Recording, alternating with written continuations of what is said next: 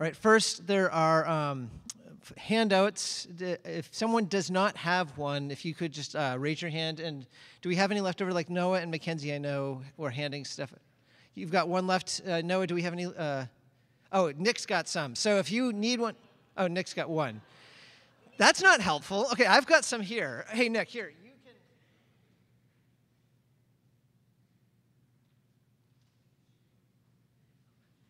We should have still a decent number. Yeah. Who needs one? All right. So while that's happening, while people are trickling in, it seemed appropriate to begin with Jesus' instructions, if he is the one that should be leading us. So let me just read a familiar passage and then just spend a couple minutes talking about it before I kind of describe kind of some of the things that we're wanting to talk about. So Jesus says famously during the Sermon on the Mount, "You are the salt of the earth, but if the salt should lose its taste, how can it be made salty? It's no longer good for anything but to be thrown out and trampled under people's feet. You are the light of the world.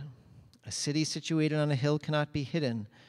No one lights a lamp and puts it under a basket, but rather on a lampstand, and it gives light for all who are in the house. In the same way, let your light shine before others, so that they may see your good works and give glory to your Father in heaven." You'll notice, again, familiar to many of us, that there are these two different callings that Jesus, these metaphors that Jesus uses to describe who we should be as the church. And each of them, he kind of emphasizes a specific element of that. So salt, he says, needs to be salty. And when it loses its saltiness, it's of no value. That is, the church needs to be distinctive. It needs to not lose its identity. It needs to be who it is called to be in Christ. And then also, you are to be a light, and a light should not be hidden. We need to be a city set on the hill rather than a light hidden under the bushel. In other words, a light needs to be public. It needs to be visible in such a way that the world around can see what God is seeking to do through that community. There's these two emphases here, and we could talk about more, but like we see at least one aspect of both of them is this call to be distinctively like Jesus, and yet also at the same time public in how we do it so that the world can see, salt and light. And I would suggest that oftentimes churches see a tension there and perhaps even a choice between one or the other. Tim Keller calls this trying to be on the razor's edge to do both of them, because usually one or the other is what is chosen. So some churches seek to be distinctive, but the way that they seek to be doing that is by kind of removing themselves away from the world around it and just really focusing on how do we look like Jesus wants us to look. Other churches will say, hey, no, we're called to be engaged with this world, to be light to the world. But in order to do so, oftentimes there is a diminishing, a compromise of their identity, trying to be appealing to the community around them. And so oftentimes people choose to be either more like salt, that is more distinctive, or more like light, that is more connected to the community and doing things publicly. And Keller, I think, rightly has said that the calling of the church is to be on this razor's edge, where oftentimes perhaps you might fall from one side or the other. You might emphasize one at the expense of the other, but you're needing to do both together. And I would suggest it's not just that the two are in tension. It's that the two are necessary for each other. The interesting thing about both of these is that light only makes sense as light if it is distinctively Christ-like. If it loses that, there's no value in it. And notice that salt, you are the salt of the earth. That is, the salt's purpose is not just for the salt itself, but for the world in which it is spread. Both light and salt have this element of being distinctively Christ-like, and yet doing so for the good of the world. And I would suggest that is, in a very succinct way, what these two sides of things are the emphases that we will continue to just be focusing on, maybe sometimes emphasizing more one or the other, but trying to do both well. We want to love this world, to be publicly oriented towards it, to seek its good, but we want to do it in a way where we are distinctively like Jesus, in some ways ever more strange as we are ever more seeking to love the world around us. That's in some ways what we seek to encapsulate with our mission statement. We want to be Christ's beautiful church. We want to be his. We want to grow in Christ-likeness. But we know that part of what it means to be Christ's beautiful church is for the good of the world, salt and light. So I just want that to orient us, to kind of give some framework in what I want to talk about now. I mean, briefly, let me just kind of talk about light. Light, in some ways, that side of things, again, not wanting to make too sharp of a distinction, is what we have been especially kind of orienting ourselves and kind of working on these last couple of years. From the moment Nick kind of came, one of our questions is, how can we be a church that really loves our community, that seeks to move towards it and welcome in so that people might experience the hospitality of Jesus? I mean, there's different ways that we've been seeking to do that. Something as simple as just kind of our visible identity, the way that we do things on the web, the way that we do things kind of through images. We recognize that without a building, this is part of how we can be seen. But more importantly, relationally, there's been a lot of emphasis in the last couple of years on growing in the ability to have conversations with our friends and neighbors where we start talking about significant things about faith and knowing Christ and these spiritual conversations. This is a way where we're seeking to move towards people and to welcome them in. And then this last summer, we've talked about it a lot, of, whether it's the farmers market, Uniquely Thursday, and then all kind of culminating in having people to this block party a couple weeks ago where we are seeking to move out into our community and to welcome them in. It was really fun. I don't know if you guys, some of you live in Hinsdale, perhaps you saw that the Hinsdalian featured our block party on the front page, saying it was the perfect way to finish the summer. I was like, yeah, that's great. There was some celebration of our hospitality, which is part of what we're wanting to be. We're wanting to be light. And I want to say, everything that we're doing, we're going to continue to be seeking to doing. Like even yesterday, the elders are thinking together, it's like, how can we do this even better next year? We want to continue to grow in that area. So all of those things are going to continue to be an emphasis and something we're pushing forward.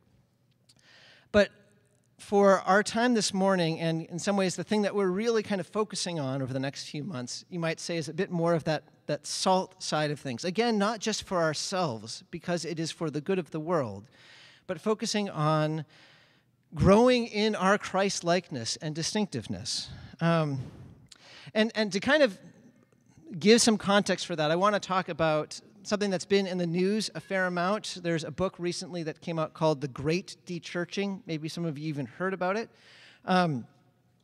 Where you can see, I have a few quotes from it. Something that stuck out to me. In the past 25 years, about 40 million people, this is in America, have stopped attending church. More people have left the church in the last 25 years than all the new people who became Christians from the First Great Awakening, the Second Great Awakening, and the Billy Graham Crusades combined. And if we just kind of sit with that fact for a moment, just think about the implications for that. Not every church is ideal, and we know that there's not a one-to-one correspondence with being at a church and growing in faith, but a church is God's appointed place for people to grow in faith and knowledge of Christ. And so 40 million people leaving churches, what does that mean for people's knowledge of God? What does that mean in terms of our society for what we might say are the leavening effects of the church, the way that the church seeks to serve its community, the way that the church helps grow us in virtue and righteousness? What does it mean for another generation of kids to grow up having no connection to the church, no familiarity with the gospel, having nothing that might give them some sense of the credibility of who God is and who Christ is? This is an enormous detail of what is taking place. And I would suggest that this great dechurching, because the trends do not seem to be slowing down, is the challenge that we're facing, or at least it signals something related to the challenge that we're facing. The question that we are to ask is what does that call from us? And I want to say just a few things briefly about kind of what I think is a response. The first thing I want to make sure that this never provokes is panic or anxiety. We're hearing, as I said, we hear this in the news, all of the rise of the nuns, the dechurching, And it can be a natural thing to almost forget that the Holy Spirit is powerful, that the gospel is powerful, that Jesus is king. And what's more, that the church this is not the first time the church has been in some kind of difficult situation like this before. I mean, one of the most striking things in Christian history is to think that in the first century, you had a bunch of nobodies in small little church communities scattered throughout a Roman Empire, where the Roman Empire seemed utterly inevitable and eternal. And it was impossible to imagine this little group of people ever making a dent. And just a few hundred years later, the Roman Empire becomes one that, at least in some senses, identifies itself as Christian. And my point only in that is we don't know what God can do, but we know that he is at work. We know that Jesus is king, and so we can respond not in fear, but in confidence, even as we are sobered by these changes. I think we also should, at the same time, seek to be patient. I think we are in a nation that likes quick results. We sometimes worship at the altar of numbers and efficiency and productivity. And so we associate the work of God with a growth in numbers that happens rapidly. But when Jesus says the kingdom of God is like a mustard seed, he suggests that sometimes things work small. When he says it's like yeast, he says things work subtly. And we, I think, are called to have a patience when we're looking for God to be at work. When we're thinking, I think, about how we should be as a church in response to these changes, we shouldn't be thinking for the next 5 years or even 15 years, but we should be thinking generationally. I mean, who knows what God might do right now, but if you think about what the early church in the first century experienced, it wasn't their generation or the generation after that or the generation after that, but slowly through influence from one generation to another, God did remarkable work. And I think we need to have that patience and recognize we're in this for the long haul. If we don't get immediate results, that's not our calling. Our calling is to be faithful, believing that God is at work. And I think as we're trying to understand what's going on, it's also important for us to try to understand what is happening. What is causing this major shift? Some things that kind of came from both this book, The Great Dechurching, and also from some other sources. It's interesting that this dechurching is not primarily attributable to the politically leftward drift of America.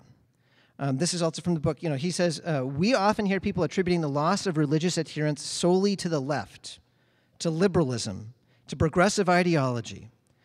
And while it is true that the secular left has been a source of erosion for congregations, a new secular right is on the rise. Particularly among evangelicals, there is actually more danger of dechurching on the right than on the left. So sometimes we kind of make the boogeyman that, it's the left that's bad, but we should recognize it's actually, there is a secular right that is the greater likelihood of people who are dechurching from evangelicalism to move towards. So I think that's helpful. Secondly, this dechurching is not just about ex-evangelicals. Maybe some of you have heard that term, ex-evangelicals. It's kind of this newly coined term, and oftentimes it's describing people who have become disillusioned by the church. Maybe they've experienced hypocrisy, seen abuse of leadership, or maybe they feel like just the teachings of the church are just so out of step with what is real that they just feel like they can't stay in church any longer. That's probably the dominant narrative that people think of when they're talking about dechurching, but in the study of what is going on, there's another large portion. So we could call those the first group, the dechurched casualties. You see, there's another large portion who were called the casually dechurched. These, according to the study, are those who stopped attending church without initially intending to do so. Some examples of reasons the book gives, they say moved to a new city, or maybe just they became too busy with work.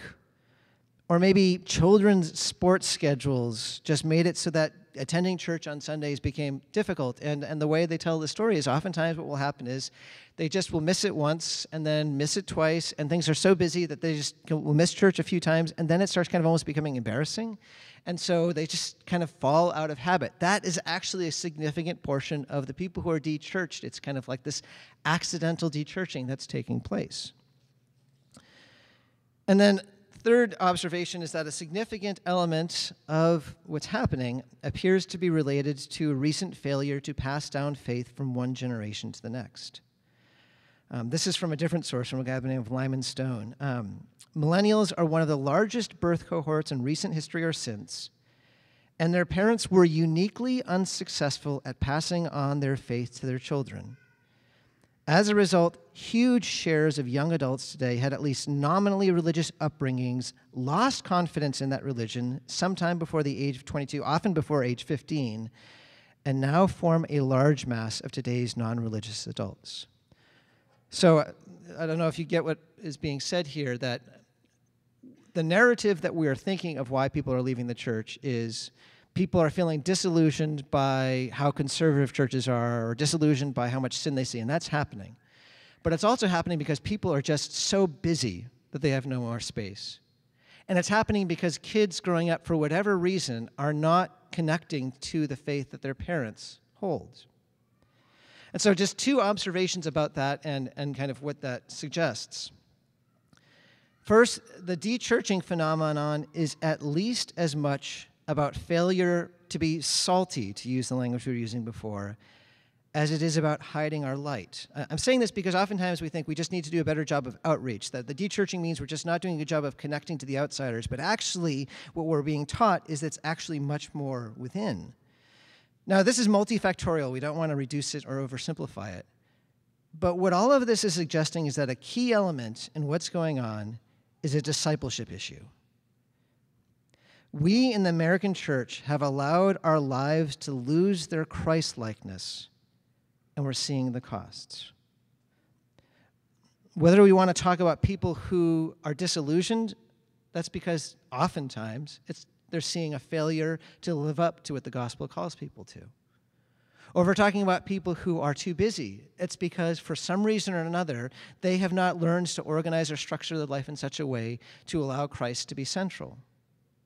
Or if we're talking about the failure to pass from one generation to the next, there is something that is going on where, whether it's what they see in their parents or the strategies that are being used for kids, there's a failure there. In fact, that's the second point, that it would suggest that the youth group experiment, the one that's been true of the last few decades, involving separating kids from parents in church, making it more like edutainment, that is, this is fun, but it also is telling you stuff, and allowing church involvement to be seen as a competing extracurricular activity. You've got sports, you've got drama, you've got church. All of these things are kind of the same. All of that collectively has been enormously costly. So that's all just trying to take stock of kind of where we're at, the context we're at, because when we understand where we're at, it helps us to think through what are we called to do. And so let me tell you what really, I think as a staff, we've been talking about this now for a couple of years, and especially in earnest since last November, some of the ways that we want to continue to move forward. And let me just first say, everything that we're about to say is very much that idea of a continuation. We are so grateful for this church and for all of the good things that God is already doing in it. And so what we are trying to do is to say, how can we keep doing that and being even more intentional and more kind of pursuing what we think Christ is calling us to? So with that context, our deeper discipleship aim for this year is Trinity is aiming to deepen our discipleship by confronting the habits of our lives, conforming. I should have my reading glasses on. This is what happens when I take them off. By conforming the habits of our lives to the way of Jesus, and by focusing even greater attention on the discipleship of our children in a way that more deeply integrates them into the life of the church. Hopefully you see kind of the correlation between the two observations that were just made. If what is needed is deeper discipleship, then let's seek to grow more deeply in discipleship. If what is needed is a rethink of how youth ministry is being done and children's ministry is being done, let's continue to seek to grow in that. So let me first kind of talk about this idea of conforming the habits of our lives to the way of Jesus. And perhaps when you hear that, you might go, why are we talking about habits? There, I think, is a fairly common way that we think of Christian growth in kind of an overly simplistic linear fashion, where we think that the way a Christian grows is first, we understand things better. Then when we understand things better, we start wanting to do the right things. And maybe we make a choice to do the right things. And once we make the choice, we start doing the right things. And it's just kind of this simple process. And of course, there is an element that is true of that. Faith works itself out in love. How the gospel changes our understanding does change us, but it also works in the other direction. Oftentimes, it is our habits and our practices that change how we feel and what we believe. So I remember reading someone talking about how there was a person that he initially could not stand. He had a hard time with it, but he, for whatever reason, as their pastor, just found himself spending a lot of time caring for that person, helping that person, and he found himself growing a deep affection for that person that at first he was so annoyed by, because his actions were actions of love, and those actions led to a kind of love. Or we could think about what we've just talked about. When people get out of the habit of attending on Sunday morning, it starts teaching you something. It starts reorienting our lives to saying that the thing that is central, the structure that our lives are supposed to organize around, it's not worship of God, at least not communal. There's other things, and we start changing how we see. Or even getting more practical, if we want to think about the connection between our habits and our lives, how easy is it to love your kids if you're hyper busy? I mean, we've said this before, love and efficiency are two words that just do not go well together. And so when our lives are nonstop, our actions make certain choices unavailable to us and certain ways of being very difficult. What we are wanting to think through together is to say, how can we so structure our lives, each of us in our own way, because God will work in each of us differently, to make the life of love towards God and towards others more available to us. Because the thing is, oftentimes, by the time we're in that decision-making process of what we're going to do in the moment, some of the most important decisions have already been made subconsciously. Oftentimes, the way that our lives are structured will allow us either to perhaps be a person of prayer or a person who's too busy for prayer. And until we start thinking about those habits and structures that our lives are immersed in, we will not see ourselves being able to grow in the way that we would like to. So that's what we are going to be focusing on, and I'm going to be kind to you. I could go so much longer than this, but we have an entire semester to think through this and to think some of the implications. But let me just kind of give you an overview of some of the ways that we're going to be considering those things together. So there's going to be three elements to this habits for love emphasis. There's going to be a church-wide instruction through sermons. We're actually going to have, I don't think we've done this before, we're going to have two sermon series at the same time. And I realize every time I say that, it sounds like Nick is going to be on one side of this, and I'm going to be on the other side of the sanctuary, and we're both going to be preaching at the same time. But what I mean by that is sometimes we're going to be doing Judges, but sometimes we're actually going to be considering this idea of habits for love.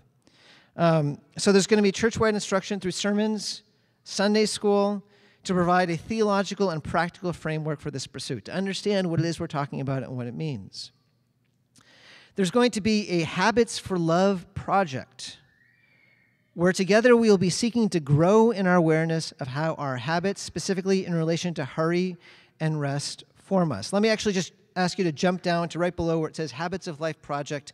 All of this we'll be talking about more, but I just kind of want to give you the gist of what we're going to be aiming to do. Now, let me just say, all of these things are going to be encouragements. None of these things are requirements. The metaphor I've used whenever we're thinking about this is like, we're going to ask many of you to be on a road trip together with us. Like, a road trip is such where whenever you go to a place, everyone has to get off at the same time, and everyone, whether they want to leave or not, has to get on at the same time because you're driving together. You just kind of have to do things together. But when you get off, there's going to be different ways that you can explore, different directions you can go. Maybe you're at a park, there's different pathways you can take. That's going to be kind of what we would encourage people to be doing, that we are kind of collectively going to go through a journey, even though each of us will probably experience it differently.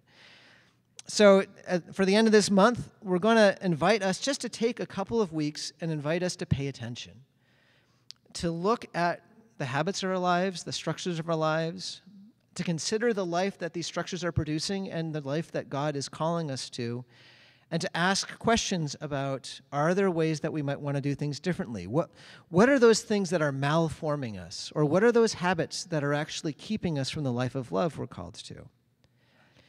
So then in the first couple of weeks of October, we're going to invite people who are willing to do something uncomfortable, to do things that will slow them down, not make a life change, but do things that just aren't natural. Like if you are someone who goes to Starbucks, maybe we'll invite you to say, during the time that you're waiting for your drink to be made, not to look at your phone and just to see what happens to you.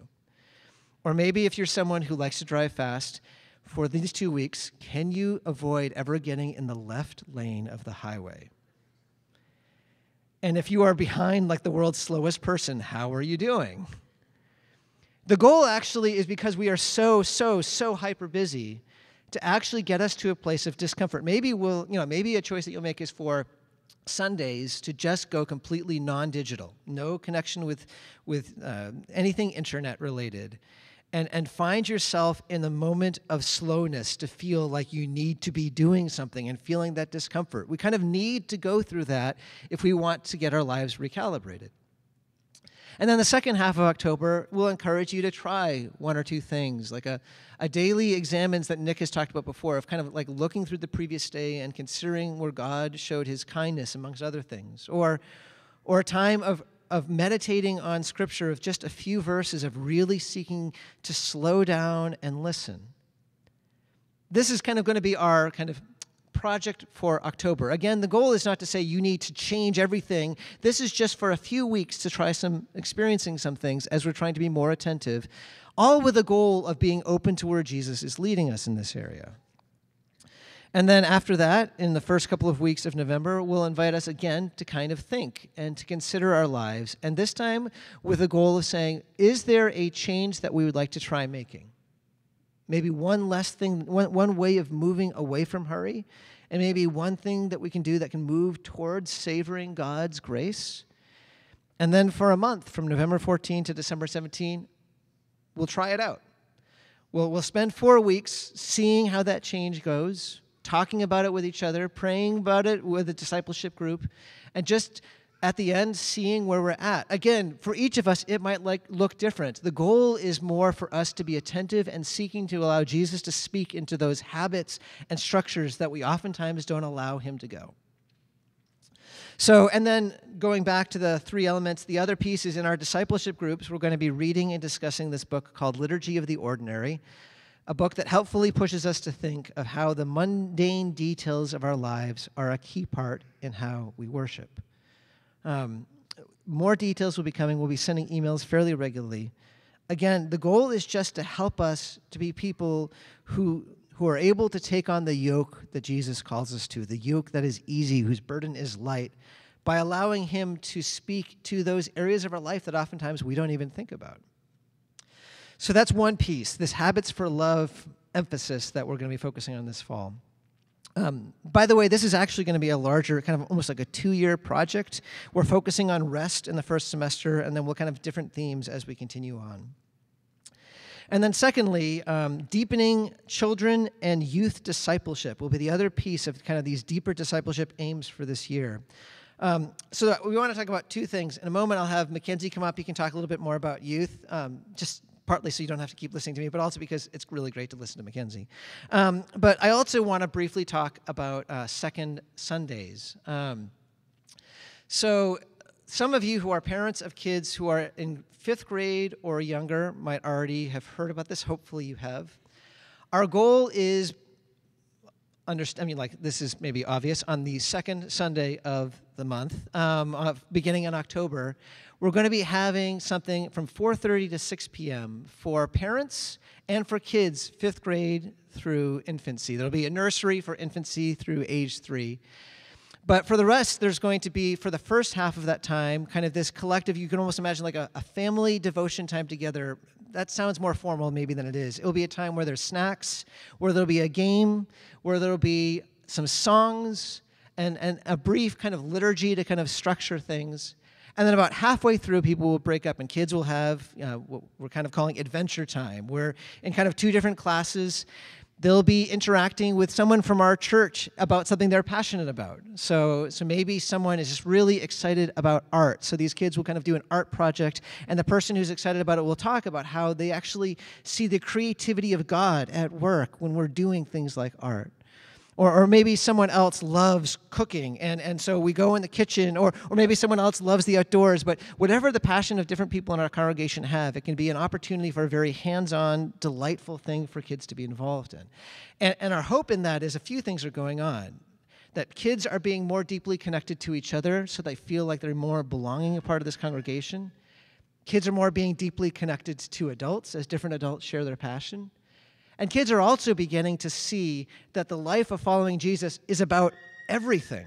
It's about work. It's about art. It's about creativity, all of those things. Now, while that's happening, we're going to also have all of the parents gathering and basically being a parent support group. There's a book called Habits of the Household that I really love that we'll be discussing. But it's going to be a way for us to kind of talk about how do we help each other as we are seeking to disciple our children? How can we pray for each other? Because ultimately, the key disciplers of our kids, of course, are the parents. So how can we be those who support each other in this endeavor? So again, that's going to be happening downstairs, second Sunday of every month, beginning in October. We're really excited about that. And of course, meanwhile, at around the same time, not just the second Sunday, but the second and fourth Sunday, there will be youth group. And I'd love to have Mackenzie, who I know is right there. Okay, come and you can talk a little bit about that.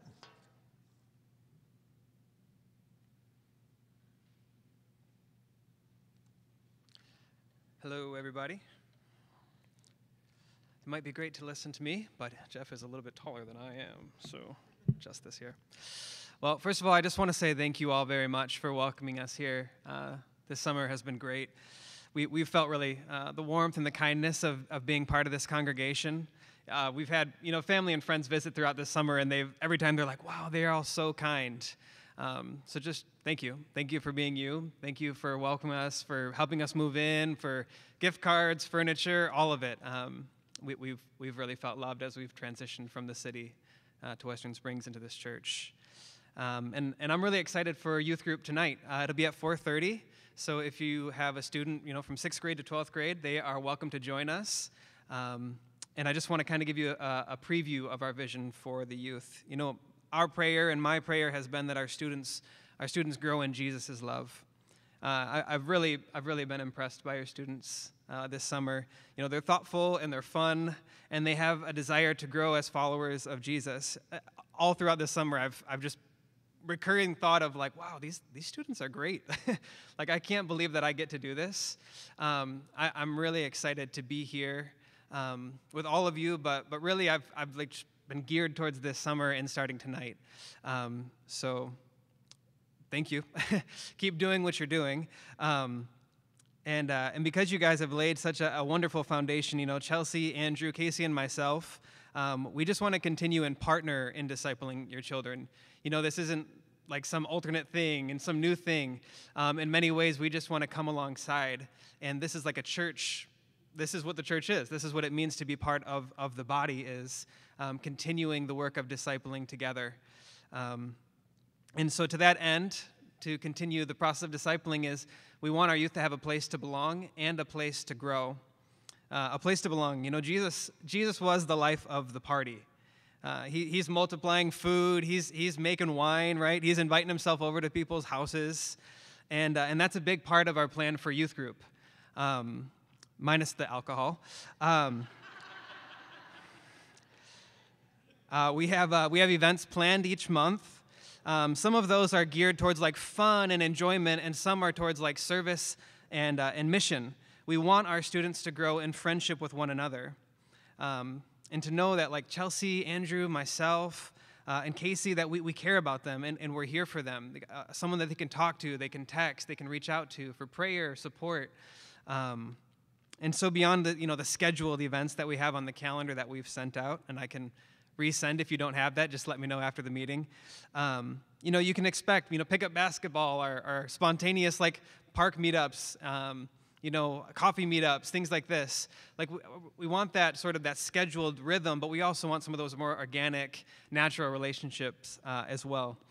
And so I'd also appreciate if you could send me some of the sporting or extracurricular schedules for your students, because I would love to come, and I'm sure my kids would love to come. They are full of life, if you haven't noticed.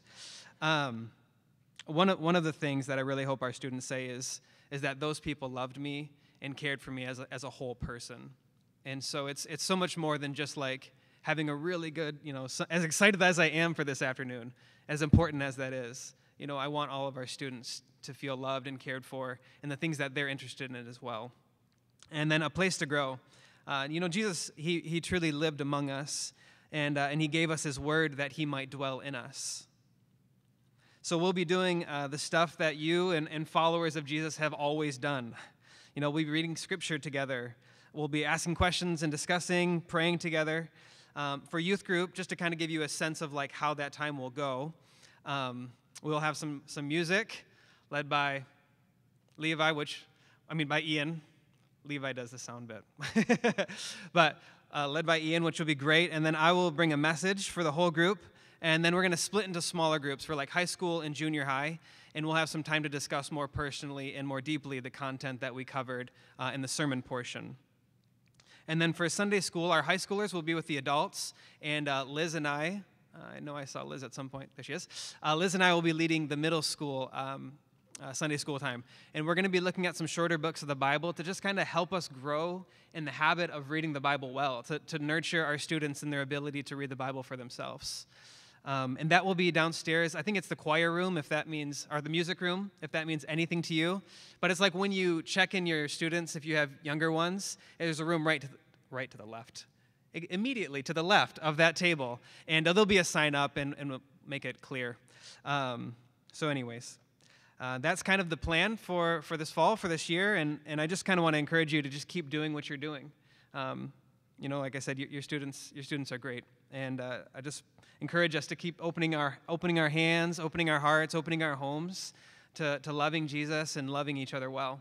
And please join me throughout this year in praying for our students and asking Jesus to meet us and to make us grow in his love. So, thank you.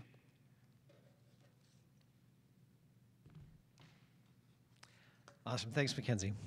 Just one more thing. I know we are almost out of time, and that's okay because we're also almost out of stuff. One more thing that I do want us to cover. In some ways, you could say one of the great treasures, I think, of this church is the level, the number of people, how so many gifted people are volunteering and giving themselves in so many ways. That is what, to me, makes Trinity one of the things that makes it so special. And we're keenly aware that for us to keep moving forward, we need to continue to develop people in positions of leadership who can be serving as we seek to kind of keep following Christ faithfully. So as we do from time to time, we once again want to invite you to consider who in our church you might want to nominate for the office of deacon and for elder. If you're not familiar with our process, the way that it works is members are invited to do exactly what they're doing right now, to make nominations of people who are members in our church. And then after that, there's conversations and then training. And through training, there's eventually examination. And then the congregation will vote to approve people who are put forward as potential elders and deacons. It's a process that takes about 9 months. That's what we're expecting to have happen here. Just kind of quickly to give you some idea of what you should be thinking of when you're thinking of people that you might nominate. An elder should possess a competency of human learning. This is from our Book of Church Order, which, always an exciting read, but it is useful. An elder should possess a competency of human learning and be blameless in life, sound in the faith, and apt to teach. He should exhibit a sobriety and holiness of life, becoming the gospel. He should rule his own house well and should have a good report of them that are outside the church. This is, again, from BCO 8, but it really is just kind of a paraphrase of 1 Timothy 3.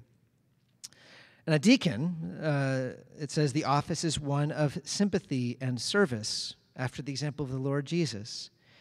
It expresses also the communion of saints, especially in their helping one another in time of need, requiring men of spiritual character, honest repute, exemplary lives, brotherly spirit, warm sympathies, and sound judgment. That's from BCO 9. 1 Timothy 3 also gives us some qualifications. Hopefully by now, if you've been a part of the church for a while, you know the elders, you know the diaconal team, you know the things that we are seeking to do. And if there are people that you think of that you go, this is the kind of person I think would be really good to be added to that number, I invite you please just to email me with that nomination anytime through the end of this month. Kind of that's when the nominations will be closed. and then we'll kind of start going through the process of training and that sort of thing, and we'll let you know more as we get closer to the time of actually voting on possible new officers. We have 5 minutes for questions if we have any. I know we covered a lot. Can you see why I was like so excited in my email? Like I was getting mocked for that. Fair enough. But I was enthusiastic about this. Are there things that were confusing or questions? Anything that you have questions about? Josh. Sorry. Oh, youth group is going to be 4:30 on the second and fourth Sundays of the month. Good question. Anything else?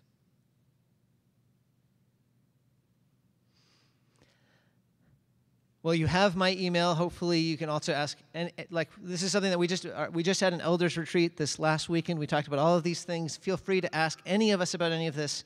We want to be as transparent as possible.